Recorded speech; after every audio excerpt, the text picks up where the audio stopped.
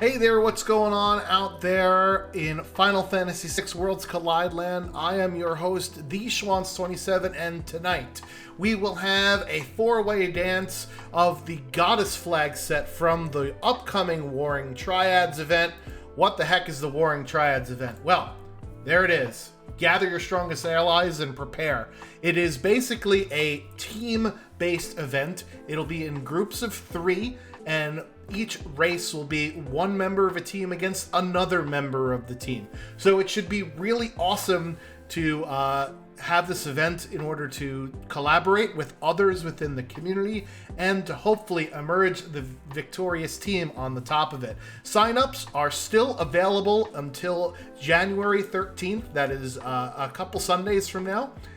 Registration is currently open, so if you haven't yet, head on over to the forum. If you do it, Warring Triad there, I made a command for it. Or is it Warring Triads?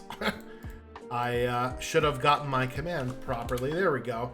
So that's the link to the rules and the forum there. We are doing Goddess's Flagset tonight. So what does that mean? We are going to have a bit of a doozy of a race for everybody here.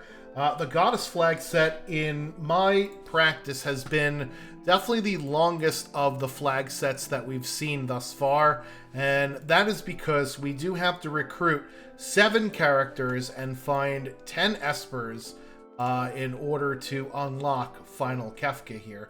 In order to get the skip for tonight, we have to get either 9 characters or 13 espers or 25 checks. So I don't know if skip is going to be on the table for our runners tonight. As you can see, the little goals over here on the side. So it'll be interesting to see what we start off with. We are going to start with 4 characters, though, so that's going to be a bit interesting here. So Drinks Glue told you, Rexol, that I owe you a Porsche. I wish that I could afford one for myself because I need a new car. Mine has got 150,000 miles on it, and I'm going to need to replace it real soon. Anyway, so part of the Goddess flag sets also, as with all of the other Warring Triads flag set, is that our scaling is going to be quite a bit higher than we are normally used to here, with the settings at checks times 2.5. So that's going to be a lot higher than we're normally used to here. So our bosses are going to hit pretty tough pretty early on. The statues are also shuffled within their vanilla locations, so we're not going to encounter Goddess Doom or Poltergeist until we get to Kefka's Tower. And for Goddess's flag set, you can get the auto haste and auto shell commands if you do either helping the injured lad or killing 4 dragons. So we'll see if our runners decide to kill some dragons. Let's put our dragon counter back up there, so this way we can get it started. Any questions, you could ask me in the chat about it. We also have an interesting set of conditions on this particular flag set. We are not going to be learning any ice or fire magic. Lightning only is the only type of magic that we can learn in today's game, except for Ultima at 254 MP, as you see in Drinks Glue's lower left-hand corner there. We do get auto overcast and auto condemned after 7 checks, so that'll be interesting to keep an eye on.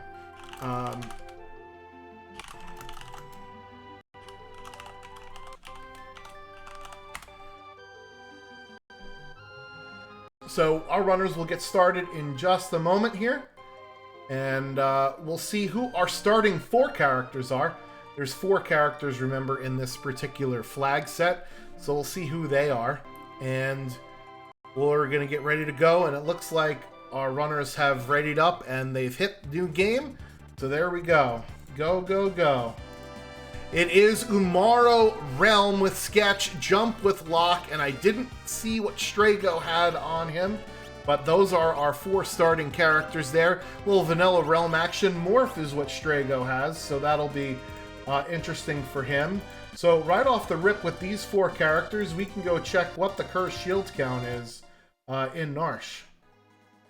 So we'll see if any of our runners opt to go do that. Returner's hideout for Jesus the Frog here.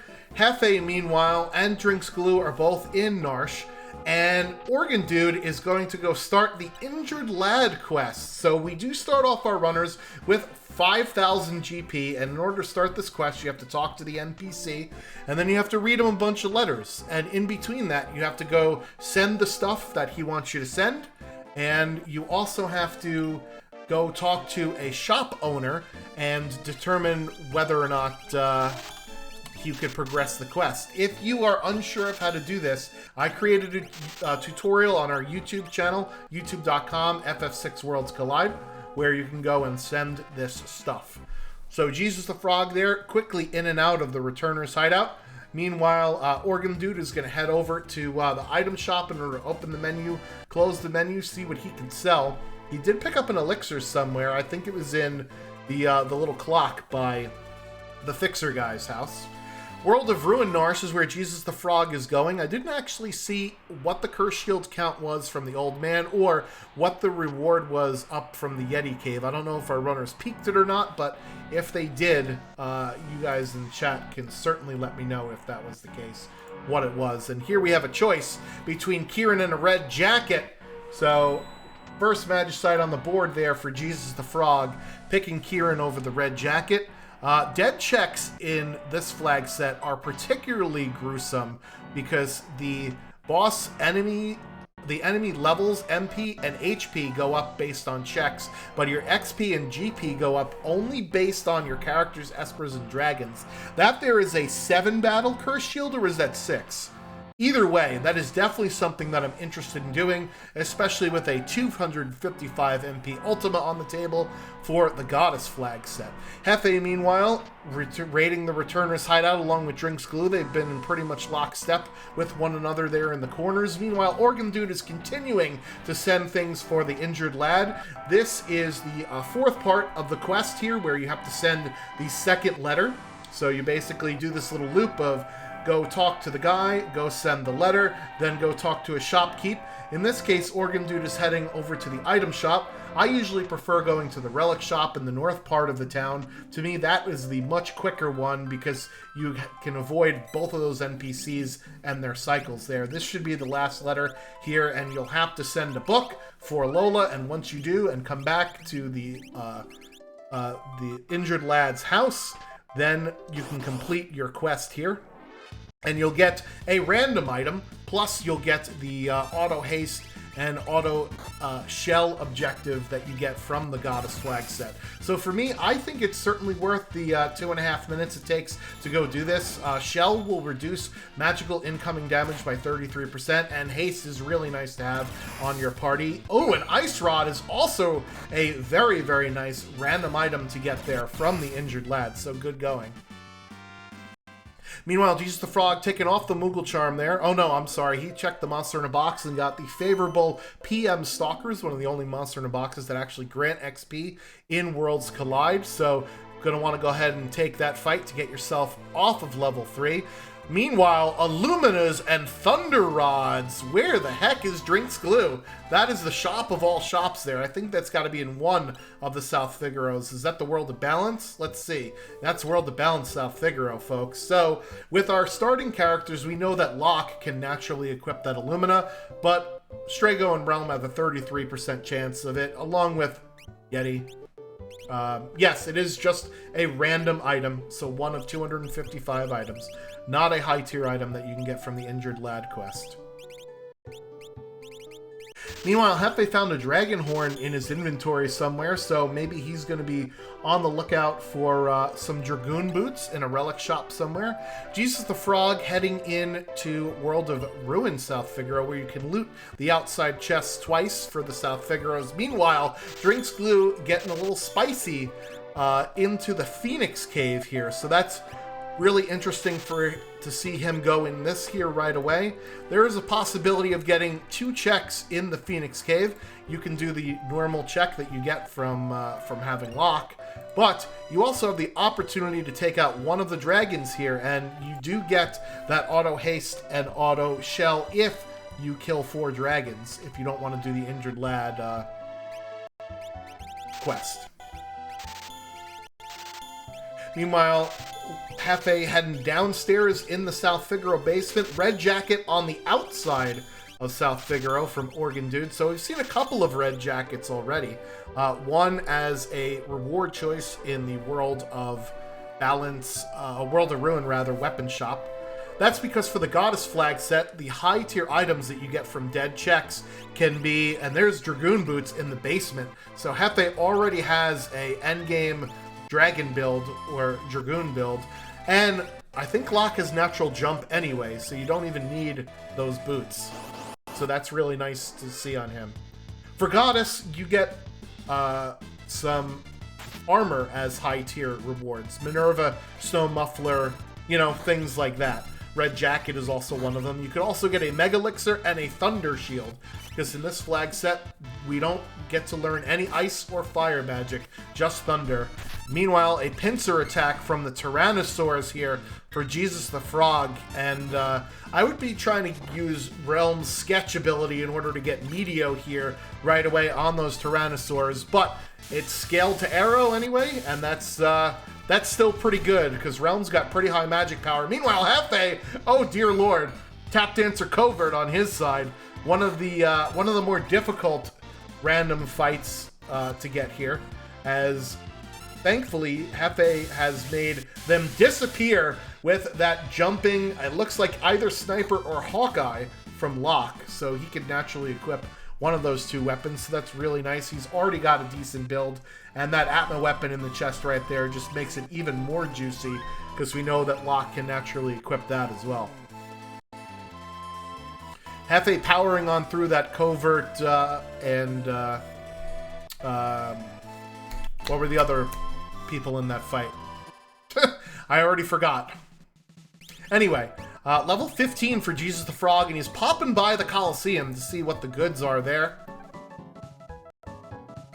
Ooh, an Illumina for a Noise Blaster and a Super Ball for a Tonic. Coliseum coming out huge here for Jesus the Frog. Meanwhile, Drinks Glue does not decide to take the Dragon at Phoenix Cave, but will get an Esper reward right there for free without having to do any fights, and that is Ifrit, so he's on the board with his first shiny stone as well. We'll see if Jesus the Frog decides to go for the Illumina for free. Remember, we did see them for sale in the World of Balance South Figaro weapon shop.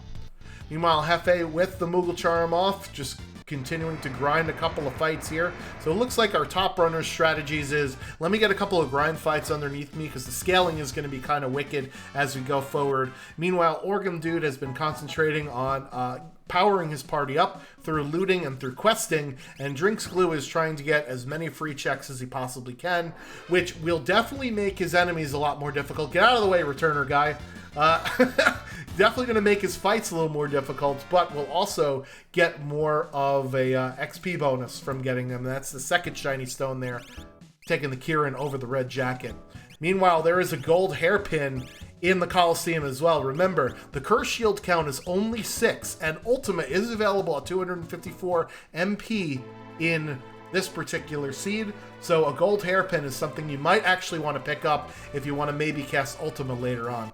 Dr. DT saying an Ice Shield was over in the Coliseum as well. Ice Shield is really nice to have for elemental protection, but in this flag set we are not going to be learning any ice spells, nor will we be learning any fire spells.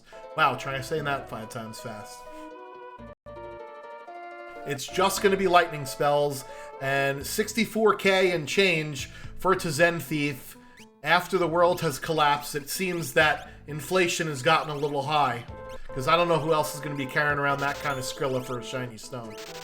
Jesus the Frog has a bunch of stuff that he wants to sell off, though, at least, so he's going to sell off a few things and probably stack up on some earrings while he's here at the Relic Shop. Earrings will give you plus 25% magic damage. There's Ultima and Bolt 3 and another Ultima on that Kieran Esper, so both Espers for Drinks Glue, teaching Ultima at a ×1 rate. Wow, that is incredible. He's going to have big blue bubble power sooner before later here, folks. Hefe, meanwhile, heading into the World of Ruin as well, so he's going to probably pick up that Kirin Esper that has that HP plus, rather, has the Ultima on it. The HP plus 100 Esper came from Ifrit, who was in the Phoenix Cave, so we'll see if any of our other runners decide to die Phoenix Cave for that, but it looks like all of our runners are at least going to go pick up this shiny stone here at the Narsh Weapon Shop, plus the Curse Shield. And chat, with a Curse Shield count of 6, even if you don't have a ribbon, you gotta do it, right? It's something that has to be done. Meanwhile, Jesus the Frog is in Thamasa, and we do have Strago in our party, so could we be seeing a Casa del Fuego play here from Jesus the Frog? It is one way in order to level your characters up. He's already at level 15, so maybe he's just going to plop into Ebbett's Rock? Nope. He's going to head over towards Jador? Nope, he goes right past that as well. He's heading back to the Coliseum? Also no. I don't know what's going on. I'm going to stop making predictions here, as Hefe is heading to the Coliseum, so he's going to see some of the goodies that we saw earlier before. Meanwhile, Drinks Glue having a reset out of that fight there.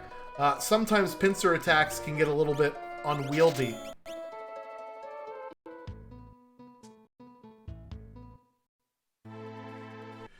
Yeah, so Hefe grabbing that Illumina for free in the Coliseum, and that can go right on to lock. Now, you don't really want to be jumping with an Illumina in the Coliseum, but maybe he's got some other plans for that Illumina. And there he sees the tonic for Super Bowls. Genji gloves as well in the Coliseum. So maybe he's going to go pick up a Genji glove and then grab another Illumina. This is going to be a challenging fight, though. This Osteosaur has a chance to instant kill your player. That fossil there will turn you into petrified. But thankfully, Umaro dodged, duck, dip, dive, and dodge out of the way of that. Meanwhile, Drinks Glue taking off the Moogle Charm in World of Ruin. Narsh here right outside the healing bucket. So he's definitely getting his levels up in that particular manner.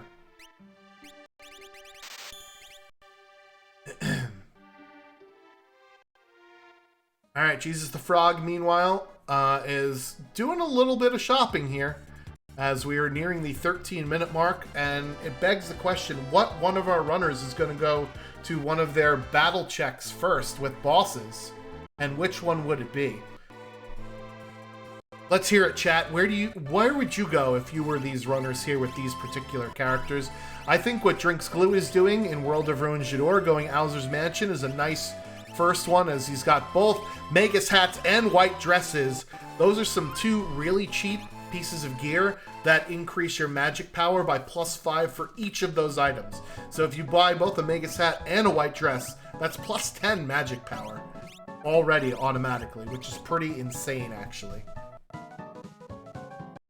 Yeah, so I might do like Burning House or Owzer's Mansion first, something that'll get my levels underneath me rather than doing some grinding.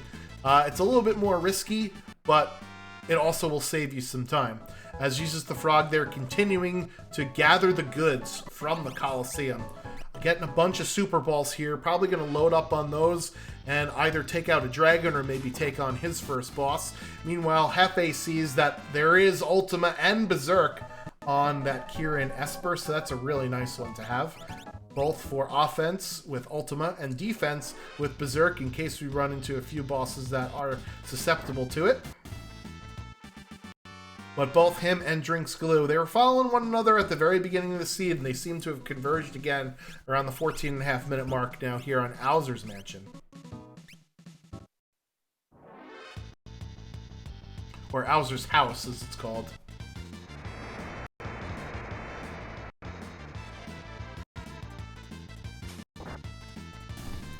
There you go, Jesus the Frog collecting Illuminas here from the Coliseum. You love to see it.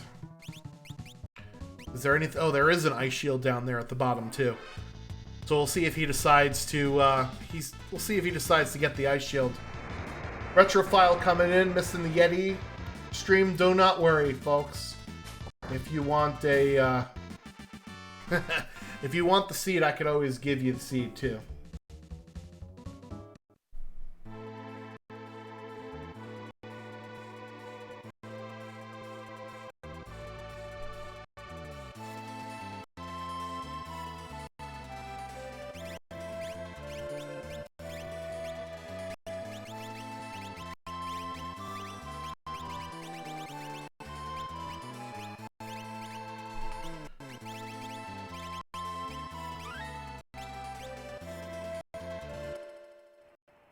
Alright, so both Hefe and Drinks Glue in Owzer's house. One is uncursing the shield, one is not. The shield is only 6 battles, so it makes sense to try and uncurse it here. Jesus the Frog found a ribbon along the way, or maybe he won it from the Coliseum. He's won so many other things from the Coliseum. You never know. And it looks like Organ Dude is hopping down into the Phoenix Cave, which we know from Drinks Glue is an Esper. Actually, Organ Dude picked up an Esper from the weapon shop, so I forgot to mark that off on his tracker. And I'm also forgetting about marking off checks, aren't I?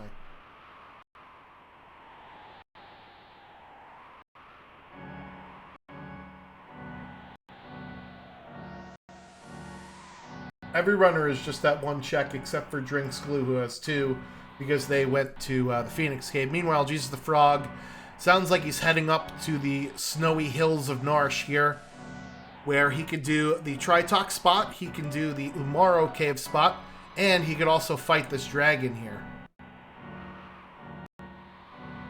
Remember, if you fight 4 dragons, you get auto haste and auto shell. You could also do the Injured Lad quest, which is what we saw Organ Dude doing earlier.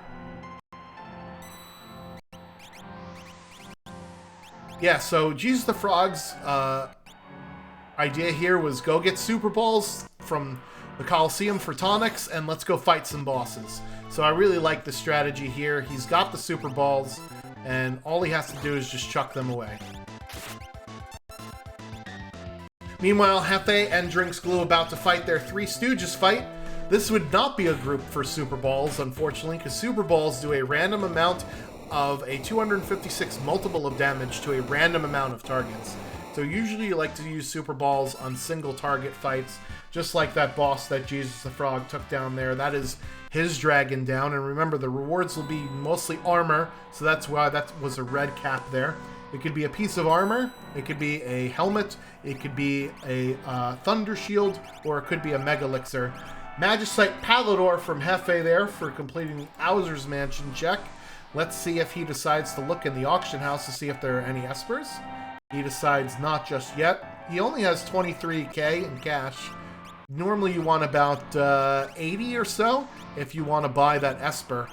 70 actually is probably the sweet spot because you want to get the $50,000 item and you don't really want to get the $10,000 dead check. The reward, if the auction house only has 1 Esper, will always be in the $20,000 slot. Meanwhile, get your choo-choos out in chat. It's the Ghost Train. Unfortunately, we don't have a Blitzer in our party, but we may be able to just... Okay, we're just going to one-shot it. See you later, Ghost Train. That's because Jesus the Frog took a few grind fights before that, got himself up to level 15 before he even went on this boss hunting spree. So Jesus' strategy was definitely get the levels underneath me because it's going to scale hard, as he gets a Genji helmet, unfortunate dead check there. I didn't happen to see what was at Umaro's cave back when the runners were doing the Narsh loop. If anybody in chat was around and did see it, you can let me know. Hefe, meanwhile, after getting out of that rich dude's house with the funky painting, is heading up to the chilly Narsh Mountains here as well. And oh boy, it's Gigantos, aka a pile of XP. Let's see if Jesus the Frog can survive long enough to reap the rewards here. I don't think we have any instant death at the moment, but Locke is also just destroying things. 13,000 XP for that fight. That is very nice. Meanwhile, Organ Dude is in the Phoenix Cave, and this is something new that we didn't see because Drinks Glue, even though he went to the Phoenix Cave, didn't try and fight this dragon here. Unfortunately, he's only got one character that's useful in this fight. So if this were me, I probably would have taken off the Cursed Shield to start the fight and then put it on in the middle of the battle to get the benefits of winning without the added negatives of having a Berserk character. But a couple of rods will solve that problem, and it's Edgar stomping down from the Yeti Cave against Rexol. Rexol, where are you at? I thought you were in the chat. Now you're in the game? What's going on here? And it is my least favorite boss, Air Force for Drinks Glue. Thankfully, he's fighting this at low levels, and we got that Slam-a-Lama ding-dong of that lightning right there. I think that was a Thunder Rod, if I'm not mistaken, taking out Air Force in one shot. Air Force is a bit of a glass cannon, so pretty good for him to get that. I think the reward was a Genji helmet from that other dragon, and that is a Natural Magic Magitech Shadow there for Drinks Glue. Meanwhile, that is Edgar, and I didn't quite see what Edgar had. Oh, we don't know what Edgar had yet, because we haven't actually technically recruited him yet. I do like the orange-ish palette here. It's Edgar with dance, so we actually did do a dance sort of deep dive on our stream right before we went live with this race. So in case you missed it, you could always go run it back or watch it later on YouTube or Twitch perhaps. Third Esper there for Organ Dude. So 3 Espers is the top of the heap at the moment, and it looks like we're gonna have multiple ways through the seed because Cyan is the next character there for Drinks Glue at Gao Manor. Meanwhile, Jesus the Frog has Edgar from doing the Umaro checks, and Hefe will be right behind him, also grabbing that Umaro. Thank you, Rexol, for jumping in there to throw our runners in a monkey wrench. And we have Gar joining. Welcome, Gar. Thank you for the raid. Party of 8. It's an Octo party.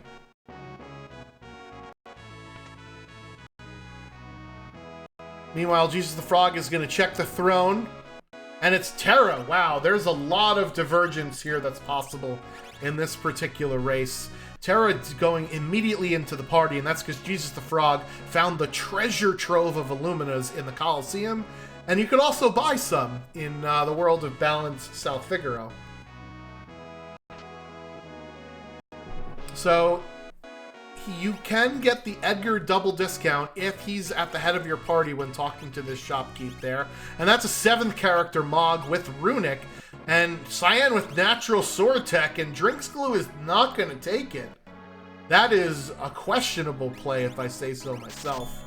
If I saw Natural Sword Tech on Cyan, I'm going immediately to the Dream to level him up.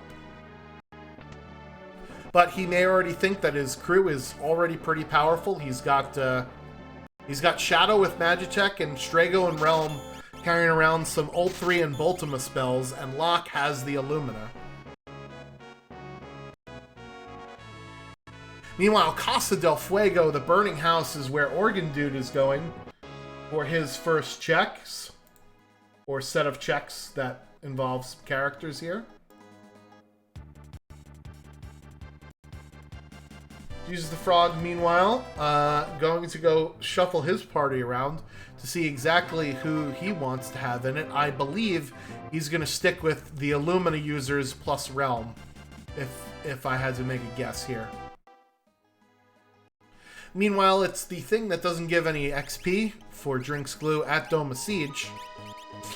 So he's going to get through this contest pretty easily. And he picks up his 7th character, so he's already in character go mode, grabbing Mog there from that particular check. Meanwhile, Hefe is grabbing Edgar here from the end of the World of Ruin Narsh loop, and he is going to keep Edgar on the bench for now. But considering he's already cleared out all of the top of the World of Ruin Narsh, it makes sense for him to go ahead and get the heck out of there. Not a character here at the Welk spot, but it is an Atma weapon. When you hear this music with this flag set, and it's not in Kefka's tower, that can only mean that Atma weapon is your boss. Because our statues are shuffled in their vanilla locations. Meanwhile, we got some Reach Frogs for Organ Dude in the Casa del Fuego. So this is a really nice fight if you're short on money. And it looks like Drinks Glue is going to actually put Cyan in his party after all. I think he just didn't want to get rid of the party member during that fight. Because remember, you can only choose to recruit the party member at the beginning of the fight and not at the end of the fight. Zone Seek is the Magicite for Jesus the Frog. Finally, he's getting his shiny stone counter up. And he does go and pick up his 7th check there, grabbing that red jacket in the back of the mines. So if you go to the World of Ruin Norse Weapon Shop, the thing that you don't pick will be behind that Welk spot, just like Jesus just showed you there. So he's going to grab his red jacket, which Edgar can naturally equip, so that'll give him some fire resistance. And he'll be good to go, at least for that. Drinks Glue, meanwhile, choosing the Floating Continent option here, as he's going to head up there for the guaranteed progression. Floating Continent 1 and 3 rather, are guaranteed to be espers or characters. So I really like this play here. When dead checks punish you a lot, you're going to want to go to where you know that a dead check is not going to be. Meanwhile, Hefe heading over towards the Returner's hideout. Does he have Terra? No, he does not have Terra. So this is not going to be Elite River Trip, and wow, that is a Magic Power +1 Esper with Doom and Bolt there for Zone Seek. So that's a pretty nice one that Jesus the Frog dug out of the Welk spot.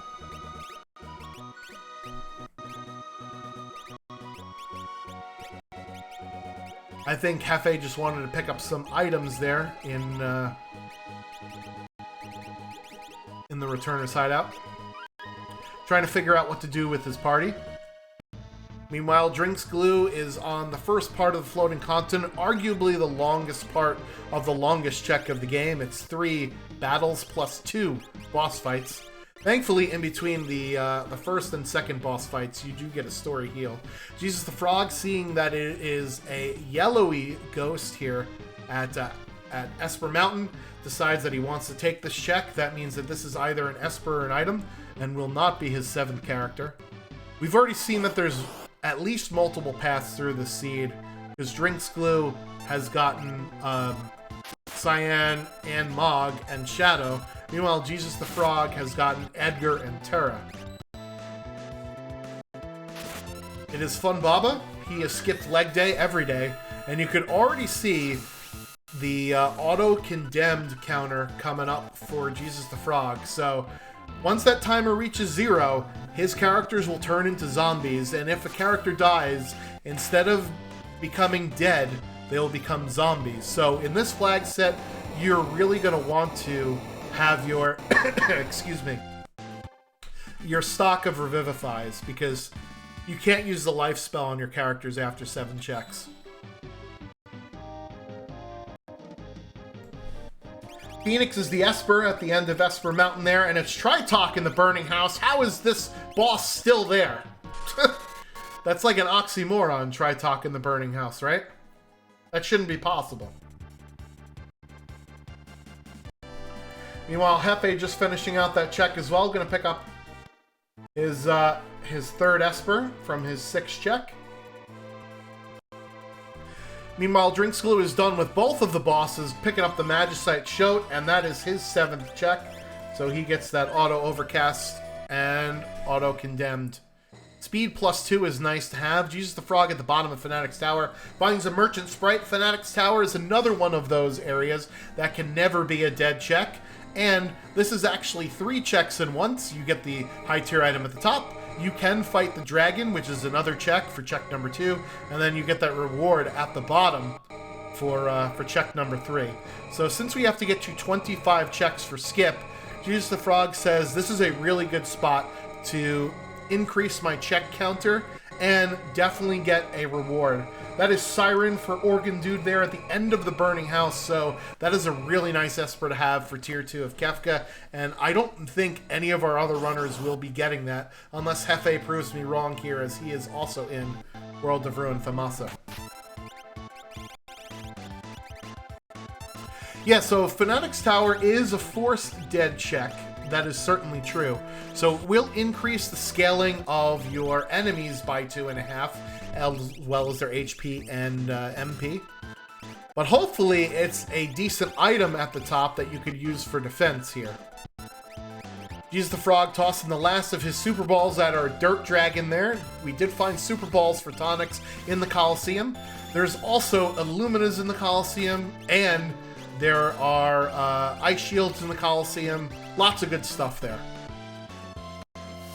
Ebbets Rock is the play for Organ Dude. It is right next to Burning House, so this makes perfect sense here to go into this particular check. Meanwhile, it is the second part of the Floating Continent here for Drinks Glue with Haydn and the Haydnites. Every Final Fantasy VI Worlds Collider's favorite jazz band, taking the center stage now at the Floating Continent 2 spot. So this spot can only reward Nesper an item for Glue, but since he already has 7 characters, that's fine with him. He doesn't really need another character. So for those of you that are joining late, we are doing the Goddess flag set, and in this particular flag set, or this particular seed rather, the Kefka Tower skip is 9 characters, 13 espers, or 25 checks. So if we're going for a skip, it's either going to be probably on the check side or the character side. We already know where 9 different characters are, because Jesus the Frog has Terra and Edgar. Meanwhile, Drinks Glue has Mog, Shadow, and Cyan. So that there makes up at least 5 characters to go along with the 4 that everybody else has. It is a snow muffler at the top of Fanatic's Tower, and Realm can definitely use that, which is really nice. Meanwhile, that is Esper number 5 for Drinks Glue, so he's out in the Shiny Stone lead with his 8th check there at Floating Continent. He just has to get through 2 more force encounters and 1 more boss before he gets off of this wretched rock. Meanwhile, Hefe in the Burning House is going to get Siren at the end of this. And Jesus the Frog is staring down a boss at the top of Fanatic's Tower, so we'll see what he decides to get here.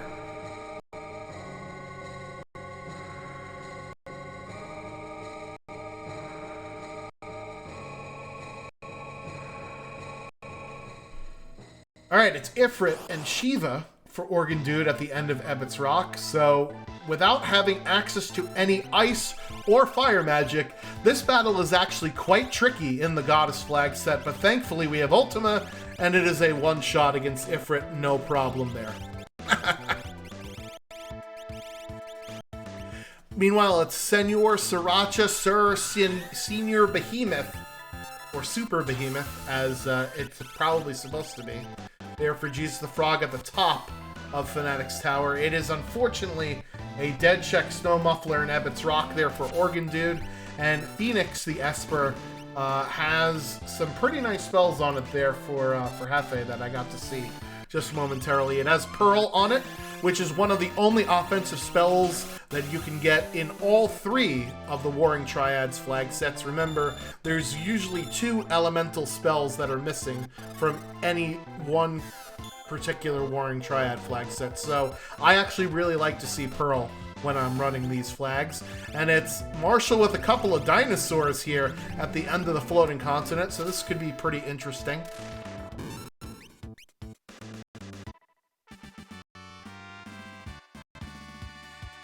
So in Worlds Collide, we've taken the Marshall battle from the Moogle defense, and we've essentially just said, we want to give him some actual ads there. And look at this little float and quake strats coming out from Drinks Glue. Love to see it happen here. Using the creativity, really nicely done. Hopefully he doesn't get done in by math here.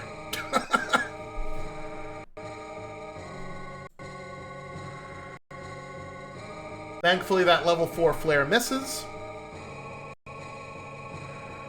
And he's going to continue to use that float and that quake unless he's got enough for Bolt 3. This is really awesome. I love to see these sort of off-the-wall strategies in play being used. Meanwhile, Organ Dude taking out the dragon in Fanatic's Tower, the Dirt Durgan. So that quake float strat would not necessarily work on that dragon, or any dragon, because all of the dragons are floating. Meanwhile, it is a 3-for-3 Esper Floating Continent for Drinks Glue, which is what he was hoping for, getting Seraphim. Jesus the Frog here picking up his 11th check, and that is going to be his 4th Esper. Don't know which one it is yet, but it's definitely an Esper, and it's Phantom there at the bottom of Fanatic's Tower.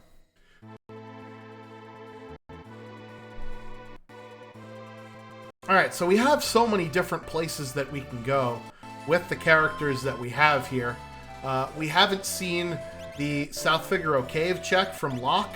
We've seen all of Strago's checks, surprisingly. And both of Realms check, Bowser's Mansion and Esper Mountain. We've seen the Yeti Cave. We've now seen all of Floating Continent. And we've seen Dome of Siege. But we have not seen the other three-part check, Cyan's Dream, which is where I thought Drinks Glue would have went in order to power up his Cyan to unlock all of the sword techs.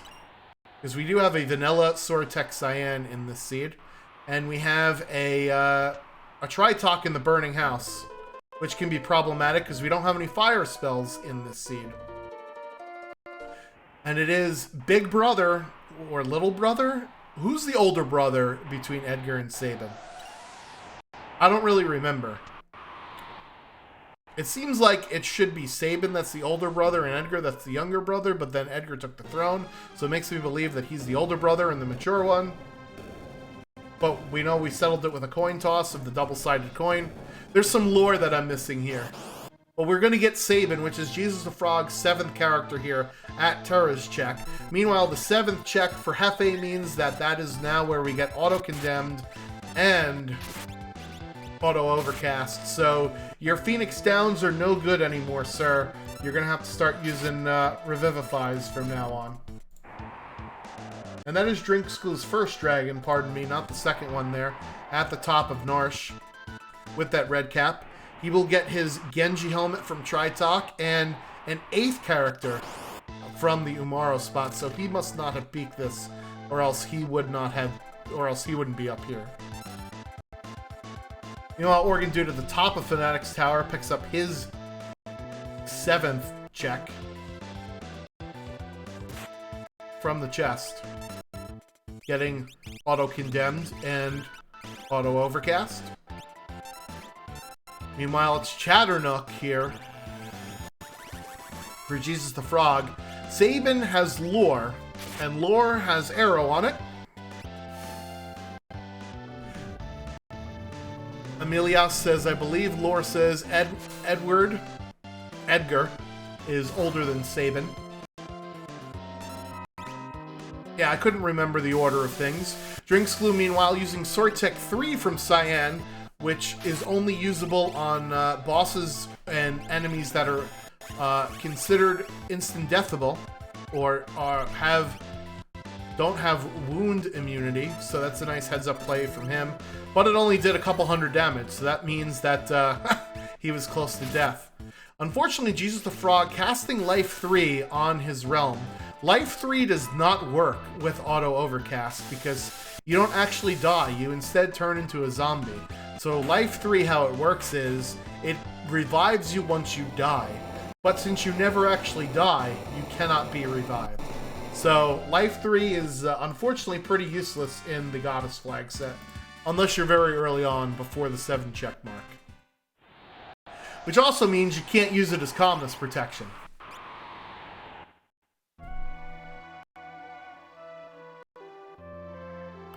Alright, Hefe looks like he is going to head down to Edgar Town into the South Figaro Cave in the World of Ruin.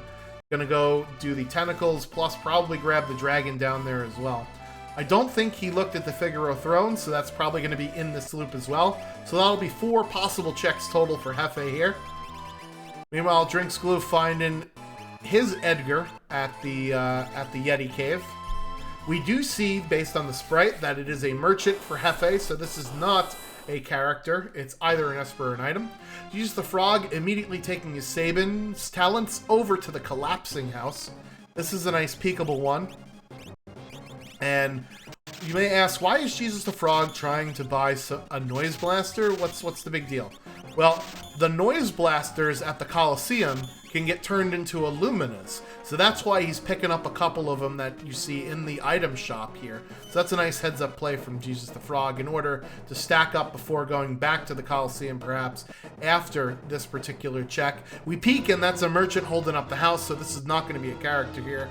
Meanwhile, Glue is going to have to fight Rexall with his annoying 2 little helpers there, the Soul Savers.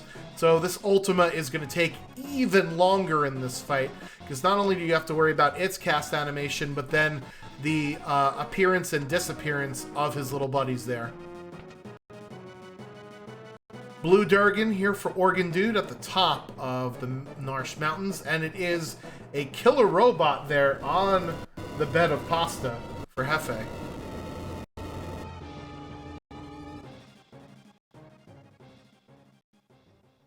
Drinks Glue picking up Edgar, so that's going to be his 8th character. He is just 1 character away from Skip. Remember, so Skip in this flag set is 9 characters or 13 espers or 25 checks. So in the Warring Triad set of flags, there is some variability between all of the different flag sets for the Skip there. Hefe takes out Guardian at the bottom for Odin. Very nicely done. Jesus the Frog grabs Bismarck out of the collapsing house. And Glue picks up his Edgar there at the top of the Mountains of Narsh. And it looks like he's finally heading into Cyan's Dream here in order to upgrade his Cyan to get all of the different sword techs. Meanwhile, 32k for a Mega Elixir. That's actually a discount, so Jesus the Frog is going to take it. I don't know if I would bump up scaling by taking a check for that, but Mega Elixirs are very nice to have for the final Kefka fight to use after he casts Fallen 1, so why the heck not? Organ Dude showing off some weight tricking here. He's going into a menu, the magic menu, every time he casts a spell in order to make sure that that countdown that's above everybody's head doesn't actually tick downwards while the spell animation is going on. So that's a really nice showcase of sort of the nuances of the Goddess flag set is make sure you're weight tricking okay during these particular fights here. Meanwhile, Drinks Glue is fighting Data Luma at the first boss here of Cyan's Dream. And Hefe is on 9 checks. Let's see, and he's got his 6th character there, so that was it Terra at the throne? I think it was Terra at the throne. Yes, it was. Let me double check. That was Terra at the Figaro throne, so that's his 9th check, and he'll probably head down to the Ancient Castle where there are 2 different checks there waiting for him, the reward and the dragon. Ooh, wow, it is Gao in Imperial Camp. And it looks like Jesus the Frog is not going to reset out of this just yet. Gao at Imperial Camp is actually a very good reward for the spot, because then you could pick your party after this battle is done, and you could reduce your party down to 3 members to then immediately go do the Velt check. So that's the good thing about getting Gao at a check like this, where you could reform your party at the end of the check. Meanwhile, Rexol from the chat is battling Rexol in the game, or rather is battling Organ Dude in the game. And this will be for Edgar, so that'll be character number 5 for him. Hefe, meanwhile, is taking a trip underground on this wild castle ride. So we'll see what he gets down there. I didn't see what the sprite was for Drinks Glue that was running across the train. We'll see it on the next sequence of screens, though. It'll determine if we're seeing a character or if we're getting an Esper. And there's an Atma weapon for Hefe in a pretty close shield there, and that is going right on Terra, so that's nice to have. And it looks like he's going to dig around in some more boxes, getting a gem box, which is a solid 30,000 GP, because it's not really useful otherwise. But now that he's got that Atma weapon, it makes sense for him to go dig around for an offering. So that's maybe why he's heading towards some of these monster in a boxes here.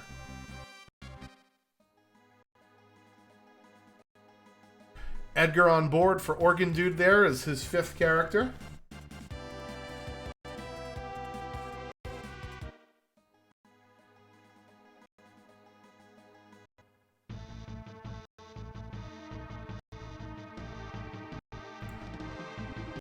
Meanwhile, Jesus the Frog now into Mount Cults, which is another one of Saban's checks here.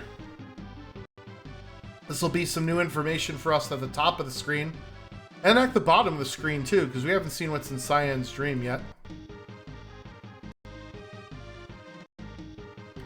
Organ Dude is heading into World of Ruin South Figaro. If he had Edgar, he could put him at the front of the party and get half off everything in this town.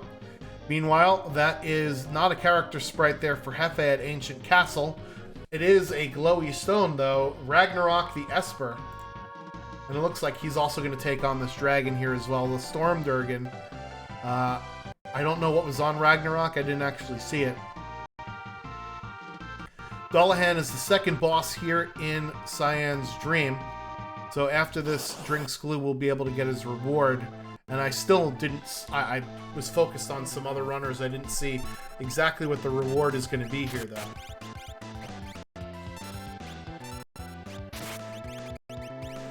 It is Inferno for Jesus the Frog, and this Inferno is going to be a bit of a problem because he's at level 28 plus 7, so he's at level 35. So this is going to be a pretty beefy fight here for Jesus the Frog. Hopefully he is prepped and ready.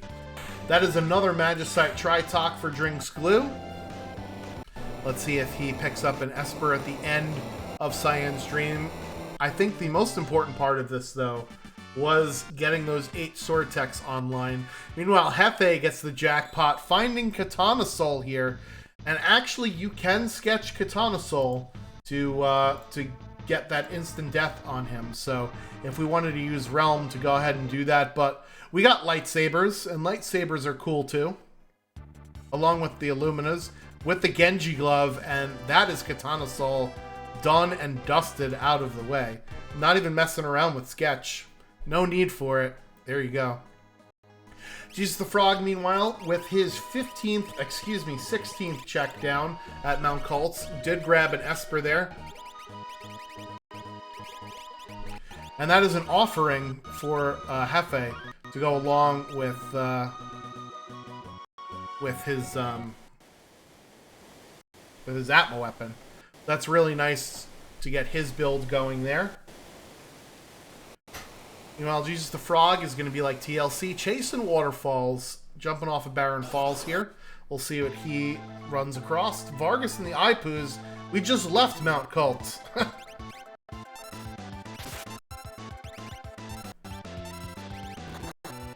Meanwhile, Organ Dude is heading into Owser's Mansion.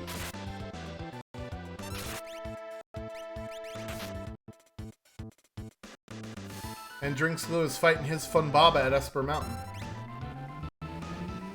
And it looks like he's going to go for another set of Float and Quake strats, which is really nice to see. You know what else is nice to see? More people signing up for the Warring Triads event. Link to the form to sign up is in the chat. You can also find it in our Discord if you're watching this not on Twitch, but somewhere else. So, you know, come check it out.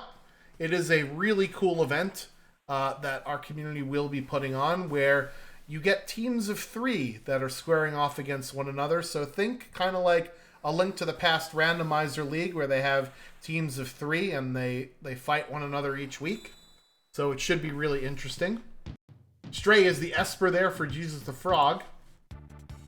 And Drinks Glue grabs his Phoenix Esper, so he's at 9 Espers here. And 8 characters with 16 checks. I must have miscounted there.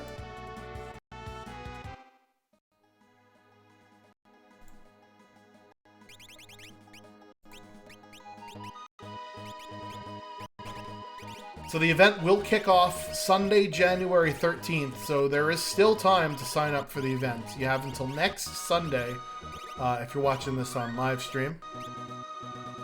Meanwhile, Hefe is going to take his Terra and going to go fight this Welk spot. We do know that this is an Esper. Jesus the Frog just doing the Sabin loop. Pen through all the Sabin checks here. Grabbing another Magicite Starlet at the start of the Phantom Train there. Has got to carry this through all the way to the end of the Phantom Train, though. Grabbing some Warp Stones from the Ghost on board, which is really nice to find.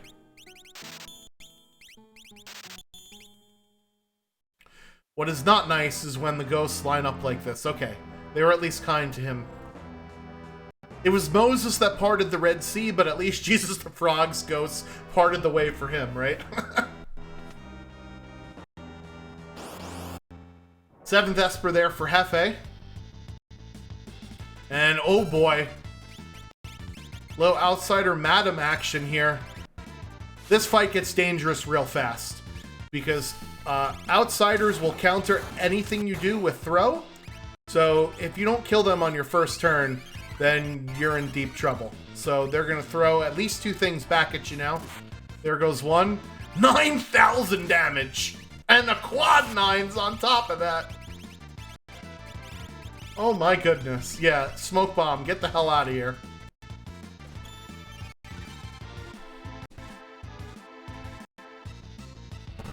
Yep. Actually insane. Meanwhile, that was Edgar on Figaro Throne for Drinks Glue. So Drinks Glue does have his Kefka Tower skip with his 9th character there. He just needs to find one more Esper and he can get into Kefka's Tower now. Yeah, so if you ever actually want to kill the Madam Outsider formation, what you would do is eat the first turn by getting 2 things thrown at you. So you do that, and then you only attack one of the ninjas at a time. Because then you only get 1 counter attack instead of 2. So that's your strategy if you ever actually want to win that fight. How do I know this? Well, I created myself a mod because I'm sadistic that replaces many of the easy bosses with the tough mobs. And obviously, the Madam Outsider mob is one of the ones that I had. I actually had to nerf that mob to specifically slow down how fast the Outsiders go, because they'll just throw a star at you before you even get to go.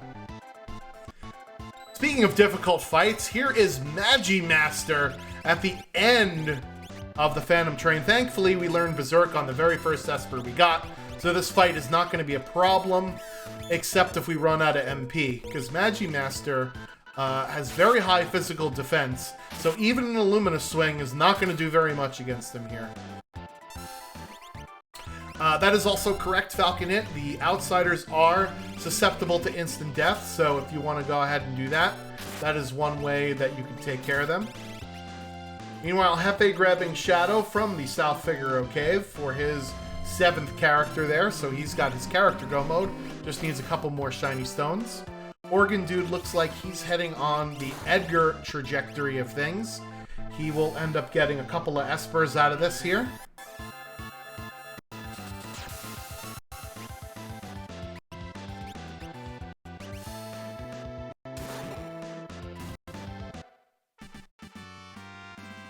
Hefe also picking up Cyan there at Gao Manor. So that's an 8th character right away for him. And Jesus the Frog does get past both Magimaster and the Madam Outsider fight. Whew! Dodging some crazy tactics there. And that is final Kefka unlocked for Drinks Glue. And he also has the skip because he has 9 characters. So we'll see if Drinks Glue is feeling okay about his levels or if he wants to just head straight in there, because he is at 18 checks. So his enemies will be 36 plus 9 or level 45. And he's at level 44, so he's just about at scaling here. And remember, in Kefka's Tower, we are fighting Doom, Goddess, and Poltergeist, but they might not be at their vanilla locations. Use the Frog here going up against Air Force, so he will end up getting his Shadow from this fight, and thus also getting KT Skip unlocked, being at 9 characters. Hefe heading into Cyan's Dream, which I believe is 3 Espers. It's either 2 or 3 Espers. So this is really going to benefit him and catapult him on the way towards getting into fighting final Kefka here.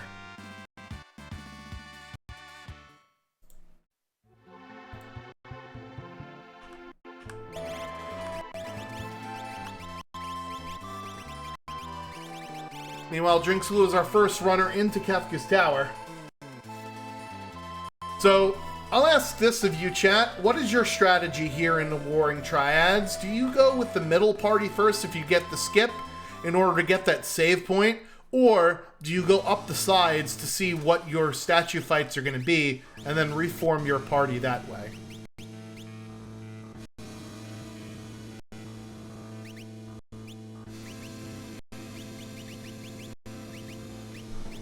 For me, I think it depends on how my party composition is. If there's one party that I say really, really want to put up against a particular statue, then I'll do some peeking, right? Because it costs maybe about 30 seconds to do your peeking, but it might cost you way, way longer than that if you have the wrong party in the wrong spot. And it looks like Jesus the Frog is just going to keep going, even though he's now at 11 characters with Mog.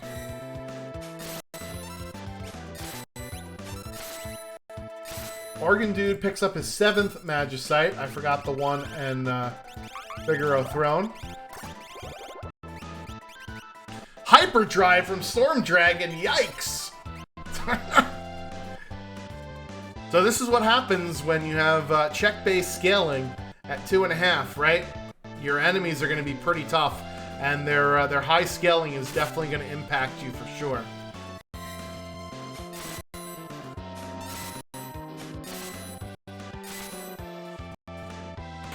Yeah, one thing that Falcon Hit did just point out in the chat is if you don't really know what you want to do with your party, you may consider eating, you know, a really long walk, going in the entrance instead of the statues, overloading party number 3 so you can clear out everything in the middle. You will have to face an extra boss with Inferno, and you will also have to face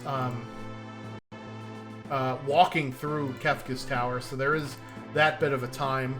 But you're also going to gain the levels in the process, and then you can 2v2 your sides, as Goddess is in the middle here for Drinks Glue. So let's see what he does with his party here. He's got some Illumina users, and he's got Sortech 7. So Sortech 7 should probably carry this fight, even if Love Token comes out for that Illumina user here. Goddess really high magic defense, not as high physical defense. And it looks like we got a wall ring on Cyan, so that was premature for Drinks Glue, I believe. He had a wall ring in his inventory, must have bought one at some point, and you want to keep the wall ring for the Poltergeist fight in particular, just in case Poltergeist decides to throw a stop at you, because then it'll reflect back and it'll actually hit him and stop him.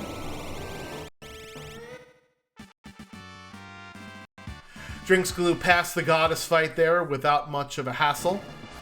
I think he'll probably shuffle that wall ring around a little bit in order to make sure that he can deal with a Poltergeist.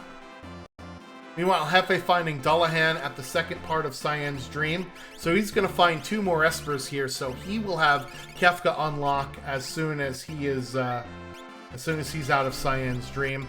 That's a 6th character for Organ Dude there on the throne with Terra, and it looks like Jesus the Frog is heading through Mount Zozo here in order to try and see if there's an Esper there.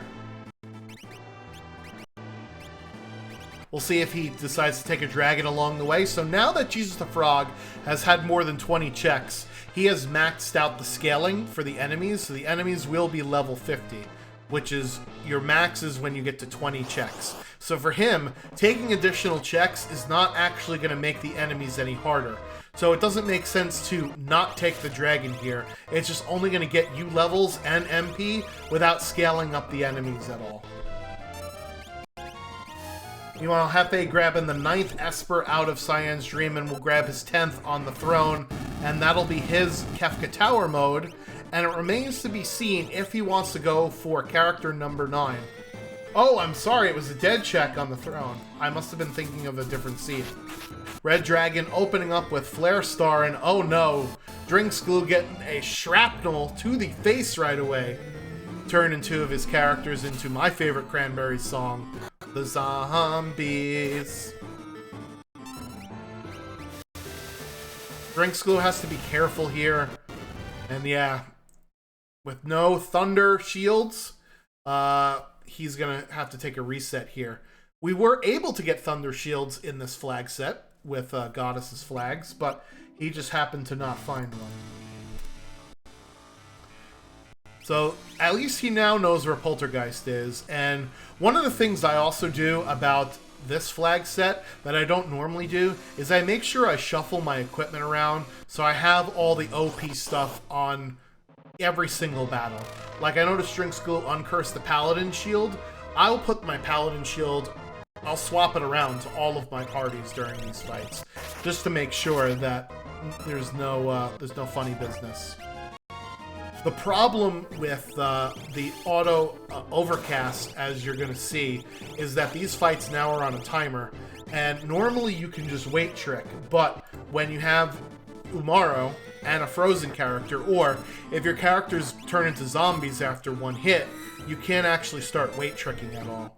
Really smart here. Drinksglue is using his morph ability in order to deal double damage. So morph will double the damage of any magical and physical attacks, and it also halves the damage of incoming magical attacks against your characters. Hefe, meanwhile, does find Mog for his 9th character, so that is going to be Kefka Tower Skip for him.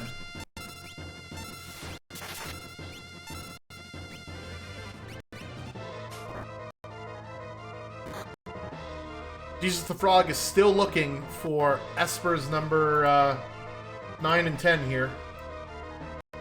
So he's going to be doing some Mog stuff. Unfortunately, now we are at the point in the fight where Doom casts Image and Reflect. Thankfully, Drinksglue had been preparing for this, and he's going to start using Ultima, which is something that can't be reflected. The problem is, he's going to be on a timer with this here, because he only has so much magic power, and he's got 254 MP.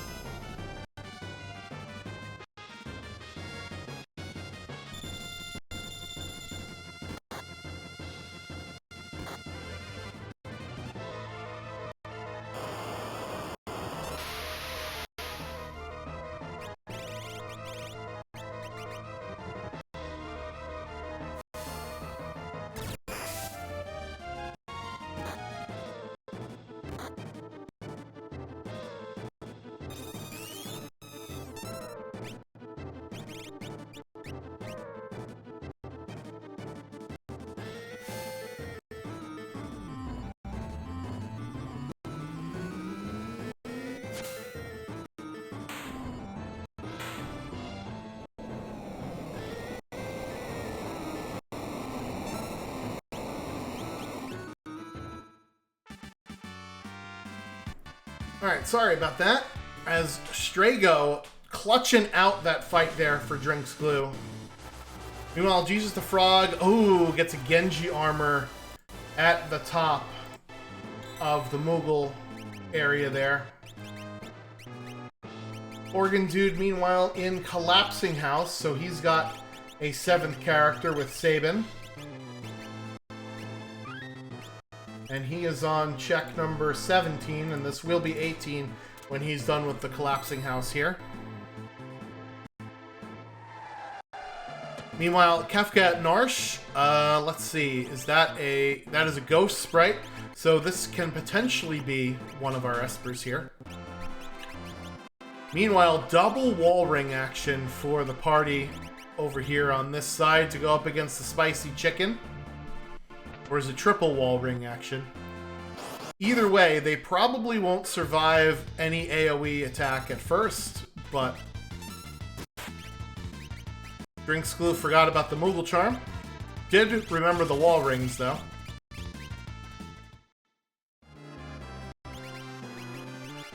Organ Dude grabbing Esper number 8 there from the Collapsing House. And here we go.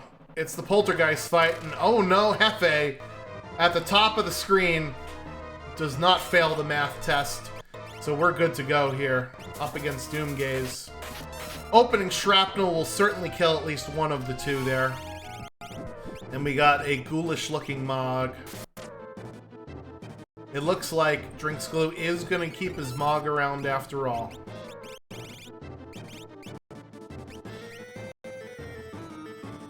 So the good thing about having auto-condemned is that when you actually bring your character back from being zombied, they no longer have that timer over their head.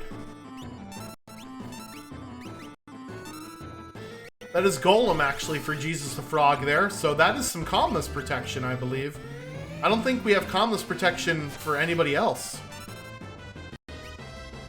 Because I don't think we've seen Fenrir. Meanwhile, Jesus the Frog is going to hop into the Moogle defense, which is what Hefe just finished. I didn't actually see what the levels were. But this will not be an Esper, unfortunately. It's going to be yet another dead check. It's going to be a Behemoth suit. I think Hefe is just getting levels at this point. Yeah, he's at 45 now on his characters. So that makes sense. Why he's continuing onward like this. And that is Poltergeist down. Very nicely done. The fun thing about Runic, and I say fun in quotes there, is that Ultima can actually be Runic. So if he was to try and be cheeky, to use Runic with Mog to try and counter some of Poltergeist's spells, he would actually end up Runicking Ultima, which is not what he wants. Because he wants to be able to actually use Ultima. Getting through that fight with some determination here, and now it is all up to, or all down to, the final Kefka fight. Jesus the Frog, meanwhile, passes the math checks against Doomgaze, and unfortunately, as I said before, this is not going to be his final Esper here.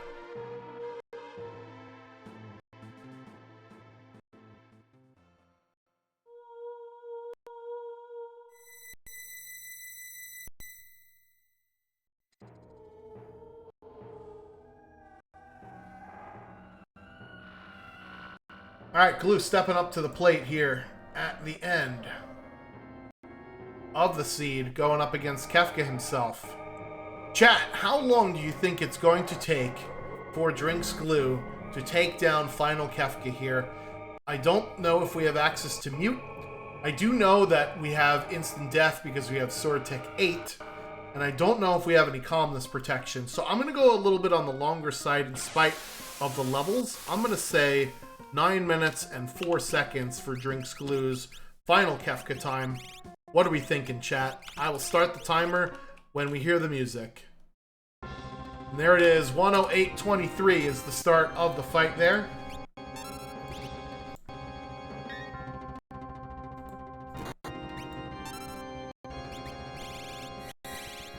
Meanwhile, Hefe is lining up his characters here for his Kefka at North Strip. He's still looking for this last Esper. I forgot that it was 10 Espers and not 9, so that's my apologies. I thought Hefe had already had his requirements, but he, alas, does not.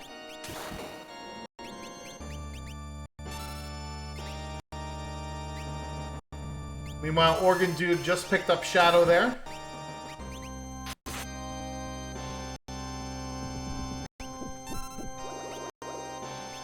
And is going to grab Esper number 10, thankfully, here. Jesus the Frog heading to Velt Cave. I don't know if we've seen this yet. I don't think we have.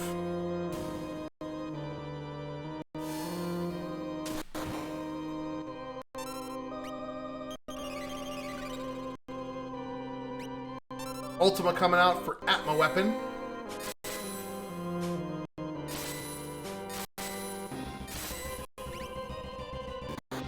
Ooh, it's a ghost on the ground. You hate to see it happen.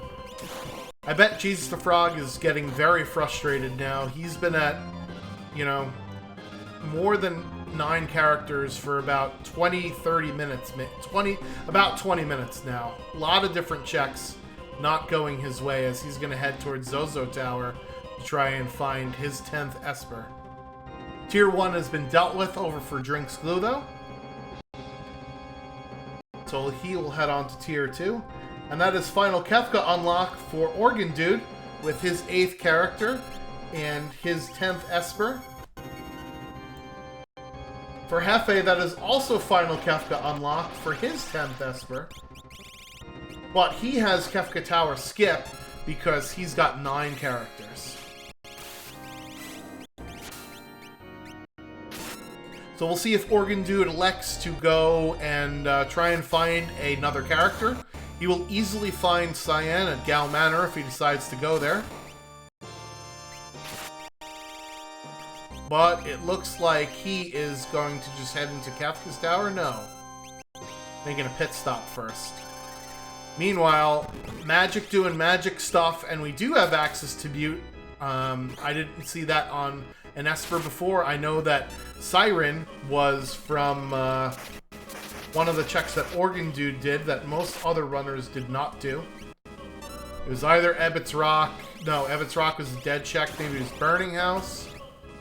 It was one of those checks.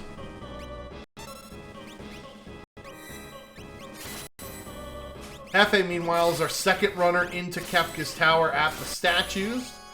Organ Dude looks like they are going to be doing some saving and some equipping here. Saving outside of Kefka's Tower. Unfortunately for them, if they don't go to Gal Manor to pick up their Cyan, which would give them the skip, they're going to have to walk through the tower the long way, which can be a bit of a time loss, obviously, if it's the long way.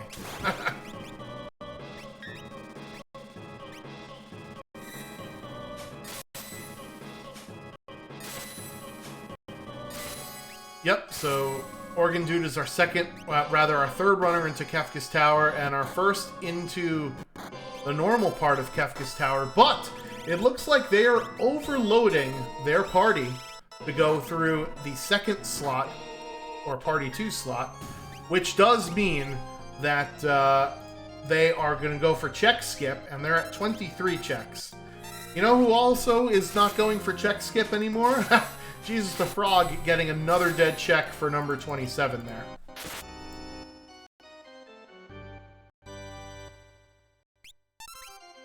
Yeah, so I think since Jesus the Frog faded the 3-part checks, both Cyan's Dream and Floating Continent, both of which were full of Espers, I think that's what has led to this unfortunate set of circumstances. And I believe Edgar's 2 checks were also Espers in the World of Ruin.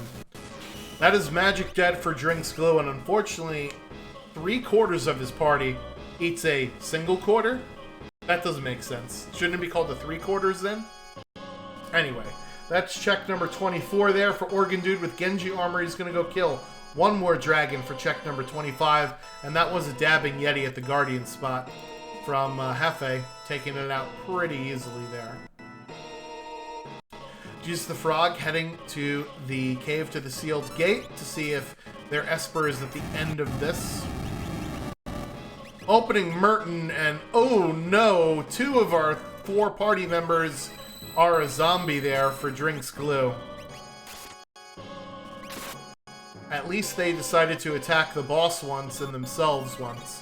So not a lot of damage that was done, because Cyan with that sword tech could have been devastating with a zombie. And oh no, it's Go-Go at the end of the Cave to the Sealed Gate. Yikes. Jesus the Frog finding all of the characters here in this seed today. Just an incredible string of bad check luck. As I mentioned, I think part of that is due to the fact that he did not do either the Floating Continent or Cyan's Dream. There's 5 Espers between those 2 checks, basically. And there's KT Skip completed for Organ Dude, taking the 25 check route. So they're going to warp out of the tower and then come back in. We are now entering the end phase here for Drinks Glue, as that is Train coming out from Tier 3. Meanwhile, Jesus the Frog is in Ebbets Rock, and chat, I hate to even say this, but this is also a dead check too. it's not going to get him his 10th Esper. So that's really unfortunate for Jesus the Frog, because he's been trying for this 10th Esper for at least 25 minutes now. Maybe more. Meanwhile, out comes Calmness from Drinks Glue, and there goes Strago, who admittedly was probably one of Drinks Glue's weaker characters there. Realm probably has higher magic power. Cyan is Sword Tech 7, and Locke has an Illumina, if not 2. I don't know if he has the Genji Glove or not.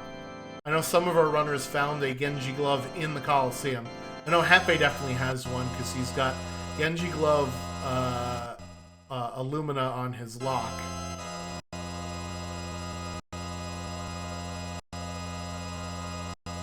Alright, so Hefe going up against Spicy Chicken. Gonna use Runic here because both of his other characters do have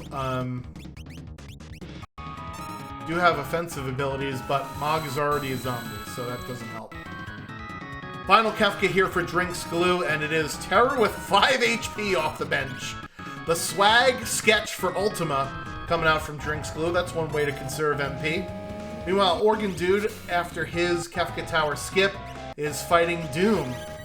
Locke has 8,260 something HP. That is actually crazy there. Using the Dragon Horn Atma weapon, it looks like.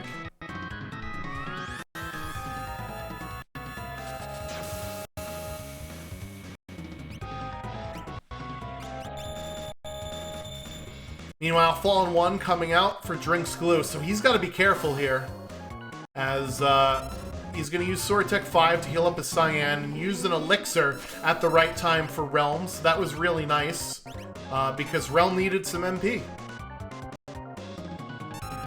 And here comes the second Ultima sketch, or Ultima cast rather, from Realm.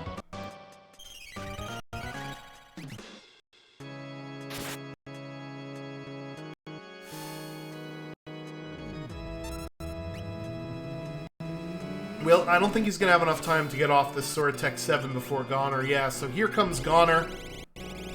Terra is almost certainly finna die here, as Organ Dude gets past his Doom spot. Meanwhile, Poltergeist round 2 for Hefe.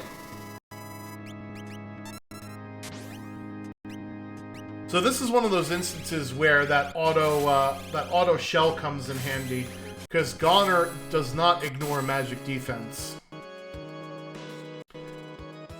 And that is it, folks. Crack Pow, 1:18:20 for Drinks Glue. One of the faster Goddess times that I've ever seen. Get your GGs in chat for him there. Decided to use Jump with Locke in order to get him off the screen, just in case there is an Ultima counter. So that is a really good idea for him there.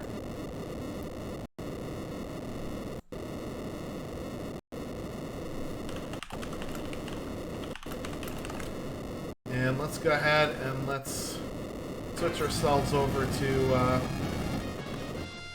Hefe here, who's fighting Poltergeist.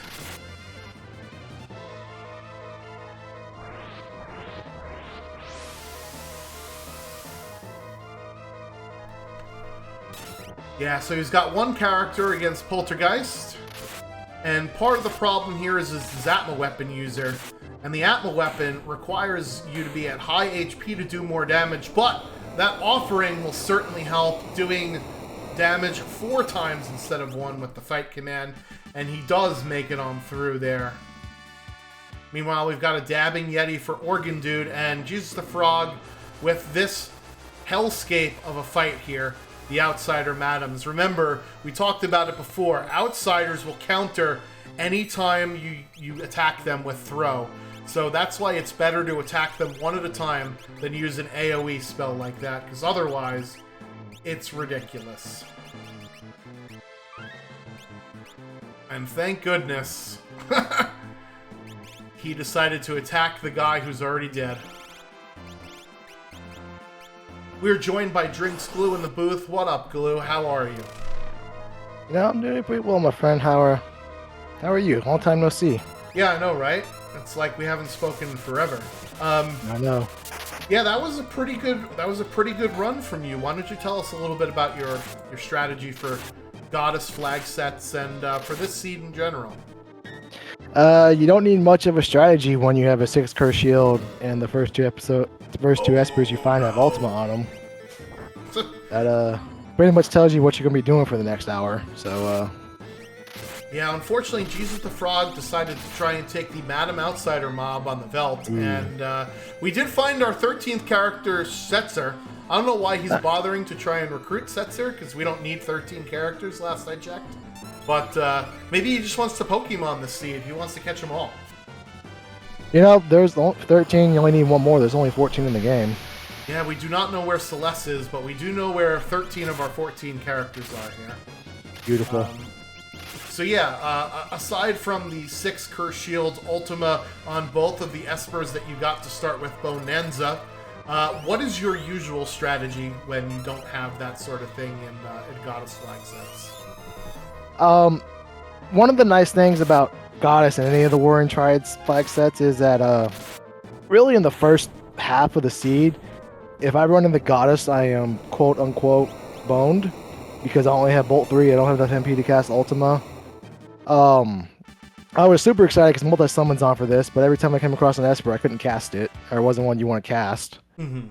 So I really had Bolt 3 and then nothing else to do because I couldn't afford the Lumina and I didn't go back for it until the end. Yeah. The good news is Goddess isn't down here anywhere. She's up top, so I know where she's at. Yep. And I had Berserk. So you can kind of, roam pretty freely down below until you get to the statues because you know that the 3 of the tougher bosses in the game are up top. You do have to solo them at some point in time, but down below, Stooges are kind of scary, but less scary with a full party. Magimaster always gonna Magimaster, but yeah, we did find him at some point in this seed. I don't remember where exactly it was, but given the fact that Jesus the Frog is up to 31 checks, we definitely found Magimaster at some point, and oh my god, it's a red cap. I think Jesus the Frog has been going for his 9th and 10th Espers for at least 40 minutes now. Well, we learned on New Year's that there are 62 checks in Worlds Collide, so there are 62 checks, he's over halfway there. Yep. He is Bon Jovi, living on a prayer right now.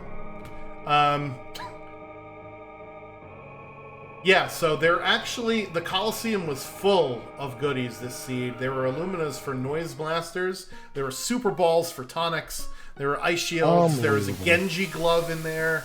So you're a veritable treasure trove of stuff if you went to the Coliseum, which 2 of our runners did, and you did not. Well, you go to Narsh. I went to Narsh, found nothing. I found the Wall Ring. I take that back. Wall Ring's very underrated in the Warring Triad because yeah, I saw you. It is a great Poltergeist neutralizer. Oh, and there it is! There it is, Esper number 10! Beautiful. You only had to get to 13 characters to do it. Anyway, go ahead. Oh yeah, nothing in Narsh, but saw that Illumina and said that was it. Went to Phoenix Cave. I don't know if you had saw Narsh, but I always peek the Narsh guy that tells you the Curse Shield battle. Yep. Especially in this Flagset with Ultima on. He told it was 6, and I had planned to do Ultima even before I found the 2 Espers with Ultima on it. Yeah. Just kind of accelerated the plan. And yeah, that always helps when you see, oh, here's Bolt 3 and Ultima. That's basically the best spells that the seed can give you. Because I honestly, before I checked those 2 Espers, I was going to do all 6 to unlock the Curse Shield and then go on about my business. But seeing those, I didn't have to.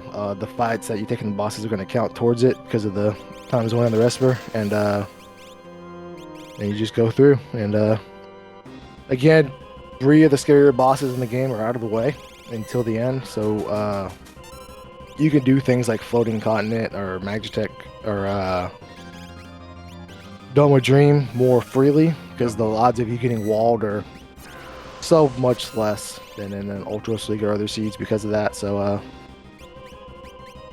it's nice.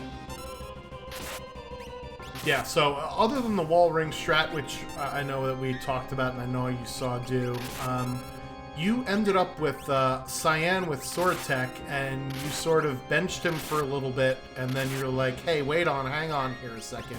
Yeah. Why don't I just go to Dream and get everything? And I sort of did a double take when I saw you, not consider him. I had it backwards because Shadow had Magic Tech. Oh, but you okay. can't unlock Magic Tech. Yep. And then I thought about benching Strago, but Strago had set on the MP plus 30 Esper.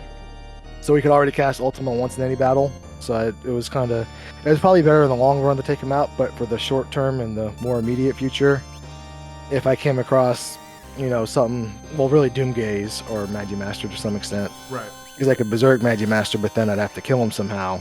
Yeah. Well, we did find Doomgaze in this too. Thankfully, he didn't just completely wipe anybody though. Mm. Hefe though is taking advantage of multi-summon here. That's a second Golem summon for tier 2. Very nice. And we'll probably do another one for tier 3.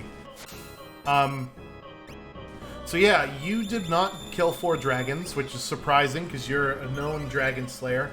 And you did not do the Injured Lad quest. Is the Auto Haste and Auto Shell something you don't think is worth it in this flag set, or did it just not really come up in your routing in this particular? It never really came up without going out of my way, because I had originally planned when I bought those 2 Thunder Rods at the very beginning, instead of passing on doing the basement, getting an Ultima. I almost thought about, oh no, that's a Quake. Well, you used Quake effectively in this run. I was very happy to see that. Twice, actually. Yeah, it was pretty awesome, actually. Yeah, that's my quota for the year. No. Oh no! Stop it! That's right. Hefe's got this. He's got that dog in him. Yeah. Okay. Well, the problem is now we got to revive him with the Revivify. Yeah, it's a whole thing. Thankfully, though, zombie Atma weapon users don't do very much damage because you have 0 HP. One nice thing about check-driven scaling is that your first fight or 2 is going to be very, very easy. Yep. So I had thought about rushing up Fanatic's tower with the Fire Rod and 2 Thunder Rods. And that was also going to be the beginning of the 4 dragons, but plans change. Yep. So, plans can change very fast, just on finding one Esper or one character, and there's really no point to go back up there because checks. The point of Fanatic's tower is just 3 checks really fast, but I didn't need checks for any reason. I'm not pulling hopefully wasn't gonna pull a Jesus the Frog and get check skip.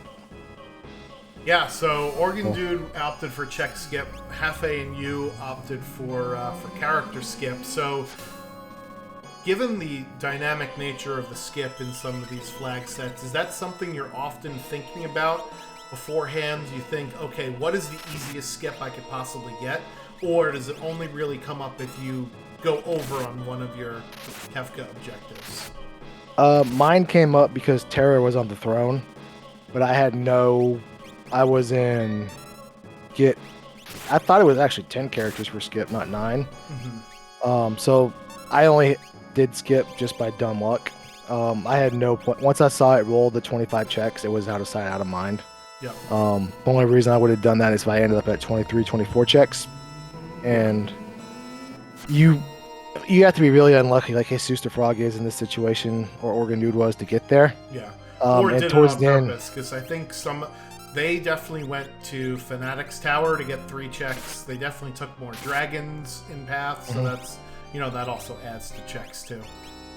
And that's fine too, because you get so strong, and you can see Organ Dude's a relatively new player. Hefe's been around as long as Worlds Collide, and that level advantage is allowing him to compete with Hefe.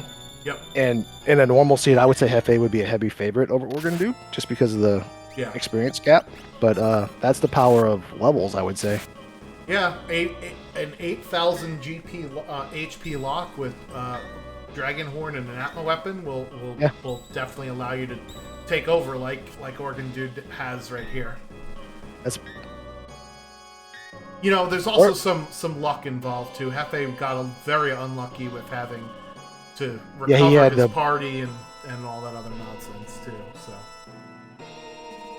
yeah, you're not having a good time if you're quaking yourself on accident. no. Easy, but So my last question, I guess, involving this flag set in particular is involving the statues. I personally think the seed doesn't really start until you get to Kefka's Tower. What do you use to sort of help mitigate the statues besides the wall ring strats? Paladin shield. Just pass Definitely. Just equip your strongest stuff on every single party, no matter what, and just re-equip it at the very end before Kefka. Oh yeah, especially in the Poltergeist one with Wyvern movers on.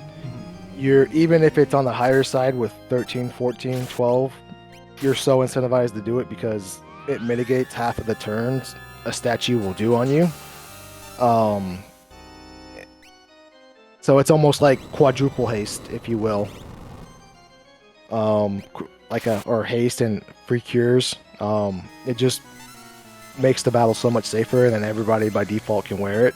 Yep. And then it saves you. It's the Ultima defense. Ultima isn't fast, it's just safe. Yep. In that situation, you don't really need to be necessarily fast. You need to just get through it and then be fast elsewhere. Locke, you're supposed to hit the other boss. Ooh. Yeah, so this is the risk that comes up with. Oh no! Out comes Calmness, and thankfully we have Golem. No, we did not get a chance to cast Golem either. Ugh. And Hefe is going 2 players down to final Kefka, nipping at the heels of Organ Dude. We'll see if he's got enough firepower to overcome it here, but that is no bueno.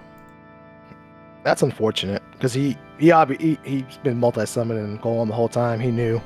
Oh yeah. He must have just got it. He must have had it on Terra, or he had it on the other character that got zombied, right, and was trying to recover it and couldn't. Yeah, that's the thing about these goddess flags is zombie will do pretty nasty stuff when it wants to. Anything that can go wrong will go wrong, right? Isn't that the mantra? Always. Alright, so we got a Mega Elixir from one of our dead checks, I think to Zen Thief. So if you went to Zen, you threw down 32,000, you got yourself a Mega Elixir, which is a slight discount on what a Mega Elixir normally costs you. I think they were 42 at Shadow's check, Gal's Banner. So there you go, slight discount. 25% off is 25% off. Yeah. And here you go, Hefe coming out with his Mega Elixir. And he's got basically 2 characters here. He's got his Illumina wielding Locke, and he's got Atma Weapon with the Offering on Edgar. Unfortunately, you don't do much damage after you eat a Hyperdrive. Organ Dude, meanwhile, does finish 133.38, so get your GGs in the chat for him. Very well done. Sneaking on past Hefe there.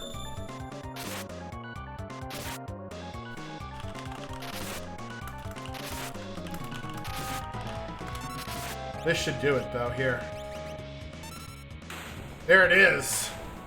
Hefe 134.10 is his final time. So, very nice race for second place there. You love to see it.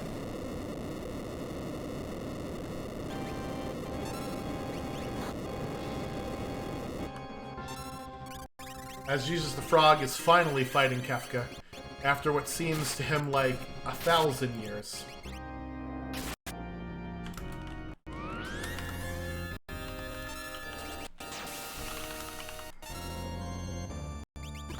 Let's see if Organ Dude's gonna get in here. Alright, so Jesus the Frog prematurely activating his float. I don't think he has Offering. I think he has a lot of Illuminas from from Coliseum. I think he's just holding A at this point. you know, everybody's got those seeds every once in a while where you're just like, I just want this to be done. Mm-hmm. He's still having a very good time, all considering, because the average time on the training cat for Goddess Seed is like 153. Yeah. So despite all his bad luck, he's still coming in very, very much below average. Yeah, I think my Goddess Seeds, I have run 3 of them, and they've all been either 140 or 141. So very consistent for me, but not exactly great times. To me, anyway, I don't know if this is how you also feel, Glue, but Goddess Seeds are not necessarily the hardest, but they're definitely the longest. And I think it's because of the higher requirements and the whole, you know, you need to weight trick harder than normal, you know, for the auto-condemned counter. Because I like to do the ladge with the haste and the shell. Maybe I should just stop doing that. So just to see if there's any difference, you know. Also, with all of the check rewards in this one, unless you happen to have Martin, every check reward is not going to help you do anything faster. It's just going to help you do everything safer because it's all defensive items. Even in the Poltergeist one, you can maybe come across an offering or a Genji Glove, which open things up for you. You're not going to find that in this. If anything, you're going to be finding, you know, behemoth suits, some mufflers, which are fine and great, but they don't necessarily equate to faster times. They just equate to being warm and cozy inside. Yeah. Alright, so Jesus should finish this out very fast, because he, you know, Organ Dude was at pretty high levels, but Jesus the Frog is, I think, in the 50s for most of his party. When you do 33 checks, you tend to get a lot of levels.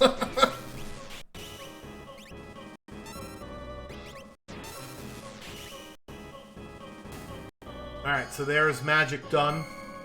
And now we're just holding A against hit. Yeah, unfortunately, Jesus the Frog had a string about 40 minutes where he didn't find an Esper. He either found characters or items. I wonder where the heck Celeste is. Let's see. Who was the last character he found? Setzer? So I would guess she's in... So, Daryl's Tomb was not checked. Leet River was not checked. Serpent Trench was not checked. And Zone Eater was not checked. Other than that, we know all of the other checks, basically. Because he didn't do Burning House, but Organ Dude and Hefe did. He didn't do Phoenix Cave, but you and Organ Dude did. He didn't do Floating Continent or Dream, and Velt was just a dead check. So we're down to Serpent. Oh, and we saw the Edgar stuff too. This You on the ground? Yep. He didn't, but Organ Dude did. So yeah, we're missing Daryl's Tomb, Leet River, or Gogo's place. So on Q as well, he has a full array of all the dances too, so he's been very well traveled.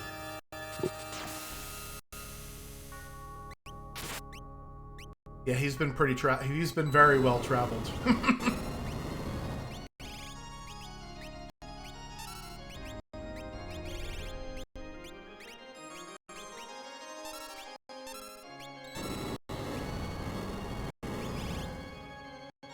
Yeah, unfortunately, I think if Jesus does come in for an interview, sounds funny, Jesus coming in for an interview, right?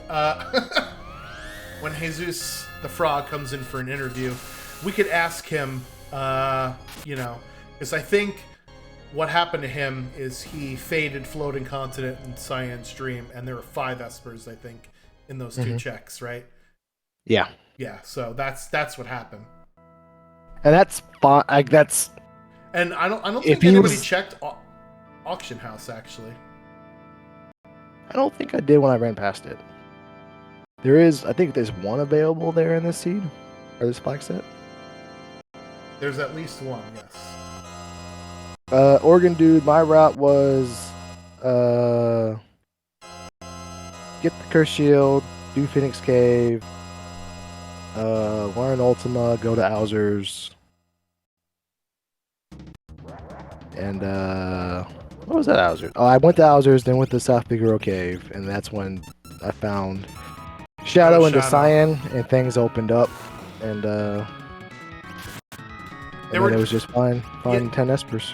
Yeah, there were definitely two ways through the seed, because there was the way where you went and got Terra and her path, right? Because I think Terra led to Sabin, and Sabin led to some other people. Some Go-Go Gal combination. Yeah. But for a little bit, there were two runners. I think it was both you and Hefe, or you and Hefe and Organ Dude, all of you guys. You had 7 characters, but you had different 7. And you had different after 5 sort of thing, right? So there were definitely different ways that you could do this seed. And there it is. Finally. There it is. 141.08. Which is still, as you mentioned, Glue, not really a bad time. No. That is around average, I think, for some of the Goddess flag sets. So. Our world traveler himself has entered the booth. Jesus the Frog, GG's. Congrats on finishing out that slog of a seed for you. GG. Our world traveler himself has entered. So yeah, I think what happened there was you didn't go to Floating Continent and you didn't go to Cyan's Dream, and there were 5 Espers in those 2 checks, and that's what happened. I was at the point where I'm like, okay, I'm 8 and 8. I need 2 Espers. I don't want to do Dream or Floating Continent because I could get 2, but there's 3 checks. I only need 2. I have a whole bunch of checks. A bunch of them are really fast. I'll just go do a few of those. And then, you saw the result. I ended up doing like 15 checks. Yep. I should have just done Dream, but I was like, it's kind of a waste of time, probably.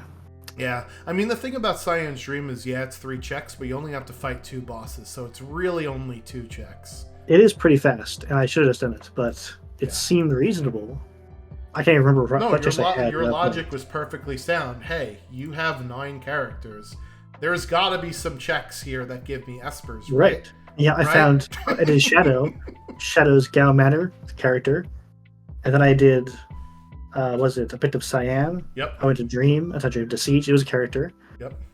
Man, it was just non-stop characters. I think there is at least, and I don't want to be unexact, there is at least 30 minutes of you looking for Espers 9 and 10. Yeah, I felt really, really good about that seed because the early fight I took to get some grinds, the Double Tyrannosaur, got me 13 levels. Yeah, and then I found the Coliseum, Super Balls, 4 Super Balls, 3 Illuminas. I was like, the seed's over. This is great. And it worked. It was super, super fast. I was killing dragons. I was one-shotting everything. It was really, really fast until I needed the last 2 Espers. Did you do Phoenix Cave by chance? I did not. Okay.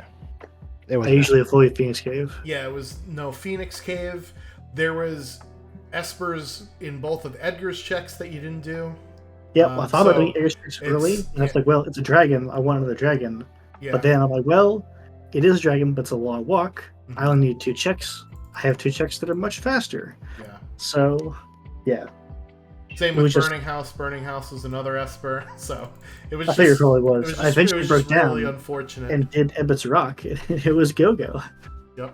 Was it Go-Go? It was someone. No, or it was a dead check. Or something. Yeah, it was I got some dead checks. Where did I find Go-Go? I don't remember. Somewhere. Where did you find Go-Go? It was at Zozo? Or, no, Sealed Gate. No. Sealed Gate Cave. Because Mount Zozo and Zozo are both dead checks. That's right, Sealed Gate. I didn't want to do Sealed Gate, but eventually I did, and it was Go-Go. Yep. I did not want to do Go-Go's check either, so I just did Haveland. I did the Felt instead, which is a terrible idea. It's like 6 fights. The Madam Outsider. The Outsider one-shotting everyone. And then, of course, it's a character. So I go, fine, I'll do it again to get Setzer, because he has 2 fast checks. Right. I pick up Setzer, Culligan. It's a dead check. Man. Yeah, it was just a series of disasters. it's like one of those things where it's like you could pick door A or door B, and you pick door B, and every time door B was not the way out. Yeah, it was the wrong check. Every single decision was just exactly the wrong one. And it wasn't like it was bad, logic. It was just bad luck, and that'll happen to you. It could easily have been that Zozo Mountain Zozo had a pair of espers, and then I'm 20 minutes faster. Yeah, that's plus side though. Everyone was level 50 plus. I had 4 Luminas. I had Ultima. I have to check the time actually. I want to pull up my stats for the last fight because that was pretty fast. It was very, very fast. I had Whereas Glue, let me see. So how long was your fight? And what was my guess? Yeah, it was 8 your minutes. fight was just under 10 minutes. It was 9:57. I guess 9:04. That's because you didn't have calmness protection. And I didn't think you had mute, but you did, right? You ended up learning it on one of your characters. So. Cyan had the best selection of natural magic I've ever seen in my life because he had mute, he had berserk, he had Ultima, he had float, he had remedy, cure 3, life 3. Although life 3 is useless. Yeah, life 3 unfortunately is pretty useless in this flag set. So. True. But yeah, so regarding the Madam Outsider fight, the thing to do with that fight is attack the outsiders one at a time, because they'll always counter with throwing stuff at you. And if you hit them both, then they'll throw 2 things. I know that strategy. However, the problem was if they threw anything, it did 9,000 damage. Yeah, it was ridiculous. So it hit one, use Revivify. Hit one, use Revivify. I'm like, this is not worth the time. I should just run immediately, but I was like, well, maybe I can take it out. Maybe I'm much higher level now, much better gear. Maybe it's okay. No. Avoid at all costs. Yeah. So in the end, Kefka was 8 minutes flat, which is not my fastest ever, but it's pretty fast. Yeah, that's pretty good. Frankly, all my stats are really good considering how long the seed was. Yeah. It was 39.50 on battles. I thought you were just going for the Pokemon, gotta catch them all, I considered hunting down the last character at that point. I'm only missing Sillies, so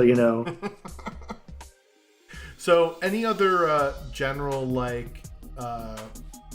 don't want to say advice, but things that you do for, these particular Warring Triads flag sets? Not particularly. So for Doom, I do things a bit differently because, of course, magic is pretty nerfed. Mm-hmm. So I prioritize physical. I don't do anything very different for most of these, though. The only thing is buy more Revivifies, just in case. Yeah. I ended up only using 2 the entire seed, but because my gear was so ridiculous, I sold 2 Snowball Flares. I had 4 extra Behemoth suits. It was disgusting. But we're talking about Lone Wolf, because you'll never get this Minerva. I'm like, I really want that Minerva. Chain a guy anyway, because he should be an Esper, hopefully. And it's Force Armor. Well, just a worse Minerva. Yep.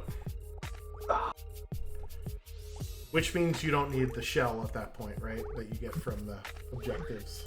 Yeah, I had no need for the shell. That's why I stopped going for dragons. I was geared to the teeth. I'm like, I don't need to go get 3 or 4 dragons. It's just not worth the time. Glue, you have any questions for your fellow runner? I know you didn't. Oh, I have 3 things. Yeah. Do you want to do the peer pressure thing first, Jesus the Frog, or the topical event thing first, my friend? It's up to you. Okay, let's do the peer pressure.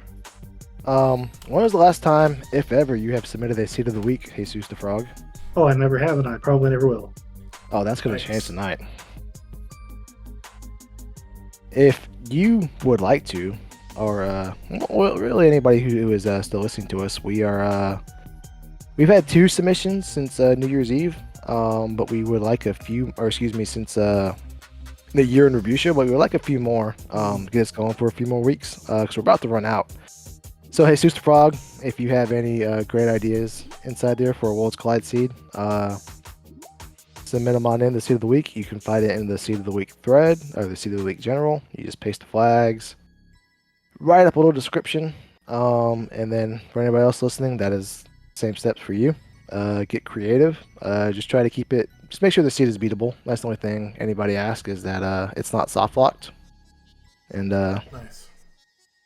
Yeah, Secondly, I have a few ideas because like some of the draft seeds that we've run, I've really enjoyed them. I think there yeah, was one week where there was like barter shops, empty chests, and you started with some money, and I'm like, this has the beginnings of like a fun, interesting like watch your it wallet type of seed, you know?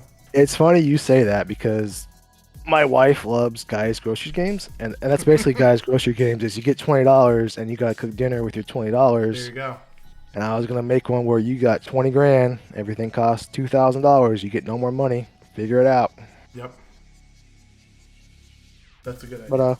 Anyway, go ahead. anyway, while I'm nudging Jesus the Frog, have you signed up for the battle, or excuse me, the War and Triad event? Oh yeah, that's the first day. Oh, beautiful. I don't have to get into you about that. So yeah, our Warring Triad That's it. event, we'll put it up on the screen here. Registration is still open right now, and if you would like to join, head on over into our Discord or check out the forum I just linked in the chat. Sign-ups are open until January 13th, so get in there and sign up, because I will enjoy meeting my teammates and getting to talk to them about Worlds Collide. I like doing that. Yeah, I'm looking forward to playing with some people above my tier, below my tier, the different people you may not be able to get to play with, and then we have a large community who don't get to play every day, and that you don't really get to see that often. And I'm hoping to be telling up with some of those guys. So just the diverse player pool, You know what? the diverse pool of teammates. I'm looking sorry, forward to. You know what I'm really interested in? 1v1 heads up racing, because it introduces what is my opponent going to do? How do they usually like to play? And how can I counter that, right? Because during the Coliseum event, which I think was the last sync race event that we had, I unfortunately drew Zelfer and Jexvarok as my two opponents. And I was like, well, I have to do something interesting to beat these two. Otherwise, they're going to leave me in the dust. They're going to smoke me. And for the Jexvarok's case, he smoked me anyway. And for Zelfer, I'm like, Zelfer hates Kefka at Narsh. So that's what I'm going to do first. And unfortunately, that didn't work out for me. So it's sometimes you got to go for the Hail Mary pass, and sometimes you catch it and other times you don't. So I think that's going to be one really interesting aspect of this event, is you can tailor your strategy towards the exact opponent that you're playing versus basically saying, well, I'm in a group of like 7 or 8, like in Ultras League, so I'm going to just do my strategy I normally do and just execute the best. There's way more like meta game strategy here involved with a sync race or a 1v1 race. Cool. Jesus Frog, got anything else for us here before we shut this down? Yeah, it was really fun, very fun seed. Even though I think I did really well, except routing, and I feel quite good about 141, considering it was at least 10 more checks than I had any business having. But yeah, it was a good time. Yeah, keep in mind 153 is like the average time people are submitting on the Warring Triad practice spreadsheet. So Really? 141 to come under below that, it's still pretty good. You can always improve, but I wouldn't hang my head too much, because with bad luck, you still beat most people by 12 minutes. That's something to hang your hat on. I'm kind of surprised by that, because it feels these seeds mostly play much like Ultras League 5, like not too different, honestly. So I think they may be 130 to 135, more than like 120 to 125, usually in Ultras League, but not that bad, I think. Yeah, I think the scaling is definitely like the biggest change, and then higher requirements, right? And the fact that you have to fight the statue bosses every single seed, whereas in Ultras League you may not. Yeah. The biggest change is the scaling and the guaranteed statues, because when you have those guys scaled up to level 50, because it's a higher scaling cap, they can be really, really problematic for certain parties. So if you have the wrong character against Poltergeist or against Goddess, it can be very bad. You have to be a little more prepared. Harder to just go in under leveled and hope for the best. But you just have to keep in mind it's 2.5 and caps 50. Be a little more cautious for the statues, but it's not too bad. Yeah. Well, the good news for you is that every check you did over 20 didn't scale the enemies up higher, so. Yeah. Yep. All right, well, thank you so much, Jesus the Frog, for volunteering to be on Restream. Can't have these races without the runners volunteering, so thank you so much, and good luck with the upcoming event. Thank you. All right. Drinks Glue, we got anything else we want to plug while we're here? Nope. Event kicks off, January 13th. Registration is almost full, so there's a few spots still open if you were on the fence about it. Go ahead and sign up now before it's too late, and we look forward to having you. Well said. I am very excited about the event. Can't wait to continue racing things. We also have other weekly races in our Discord. We have weekly asynchronous races that you can join. If you prefer Ultros League, we have an Ultros League async race every week. If you prefer Ultros League right now and you would like to also do a team-based thing, Drinks Glue has provided you an avenue for that with the Tag Team Championship. I'm looking forward with my partner in the team Sons of a Submariner, really putting forward some Worlds Collide, Final Fantasy VI-esque team names, which is great.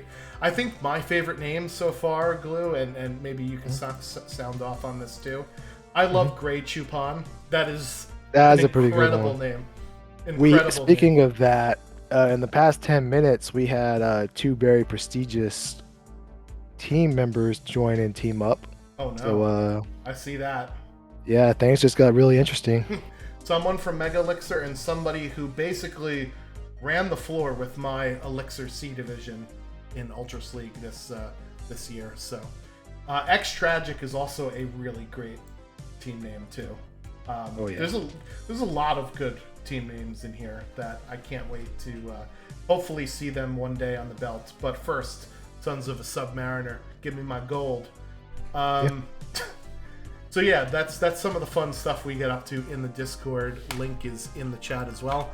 And I think that'll do it. So thank you so much for hanging out with me with the stream, and we will be back sometime next week. On Wednesday, we are going to be doing our submission for the Randomania Randothon. That's going to be at the end of March. So we're going to be streaming basically sort of like a more standardish Ultros League type of flag set for our submission. So if you're interested in watching that, come check it out Wednesday, 9 p.m. Eastern time on this channel. So that's probably the next time we will see you. And until then, I guess we'll catch you later. Peace out, everybody.